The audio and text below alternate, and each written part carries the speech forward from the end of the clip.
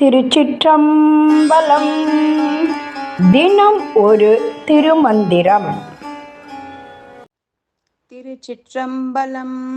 வாய் ஒன்று சொல்லி மனம் ஒன்று சிந்தித்து நீ ஒன்று செய்யல் உறுதி நெடுந்தகாய் தீ என்று இங்கு உன்னை தெளிவன் தெளிந்த பின் பேய் என்று இங்கு என்னை பிறர் தெளியாரே. திருச்சிற்றம்பலம்.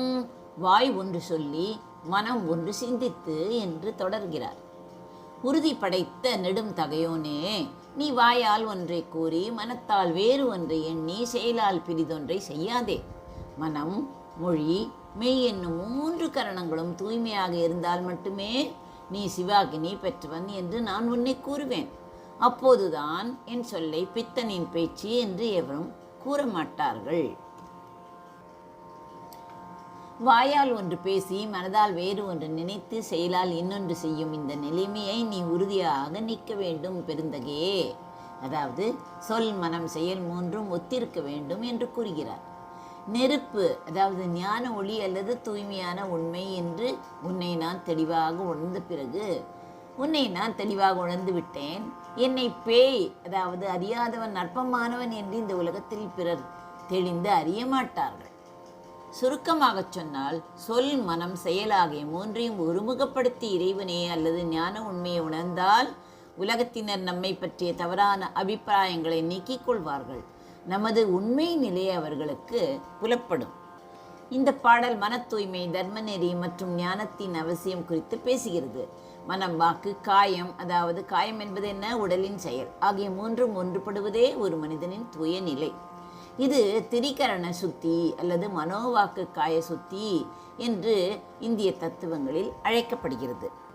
திருமூலர் ஒரு அழகான ஆழமான கருத்தை முன்வைக்கிறார். ஒருவன் தன் வாய் பேசும் ஒன்றுக்கும் மனம் சிந்திக்கும் ஒன்றுக்கும் உடல் செய்யும் ஒன்றுக்கும் இடையே முரண்பாடு கொண்டிருந்தால் அவன் உண்மையான ஞான ஒளியை பெறவே முடியாது. ஞான ஒளியை எப்படி பெறுவான்?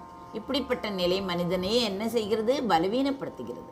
சமூகத்தில் அவனுக்கு நம்பகத்தன்மை இருக்காது. அவன் பேய் என்று மற்றவர்களால் இகழப்படலாம். அதாவது அறியாமையால் சூழப்பட்டவன், தீய குணம் கொண்டவன் என்று தவறாக புரிந்து கொள்ளப்படலாம். ஆனால் ஒருவன் தன் சொல், செயல், சிந்தனை ஆகிய 3ஐயும் ஒருமுகப்படுத்தி உண்மை மற்றும் நேர்மையுடன் வாழும்போது அவன் ஒரு ஞான ஒளியாக மாறியே விடுகிறான். தன்னை சுற்றியுள்ள உலகம் அவனை வேறு விதமாக பார்க்க தொடங்குகிறது. அவனது உள் ஒளி பிறருக்கும் புலப்பட்டு விடுகிறது. அப்போது அவனை பற்றி பிறர் கொண்டிருந்த எந்த தவறான எண்ணங்களும், அதாவது பேய் என்று எண்ணுகிறானே, அது விலகிவிடும். திருமூலர் இங்கு குறிப்பிடும் தீ என்பது ஞான ஒளி, அஞ்ஞான இருளை நீக்கும் அறிவு. தூய்மை என்பது கள்ளங்கப்படமற்ற மனத்தை குறிக்கிறது. நேர்மை என்பது மனம், வாக்கு, செயல் இவற்றில் நேர்மையாக இருக்க வேண்டும். பரம்பொருளின் ஒரு வடிவம் ஒளிமயமானவர்.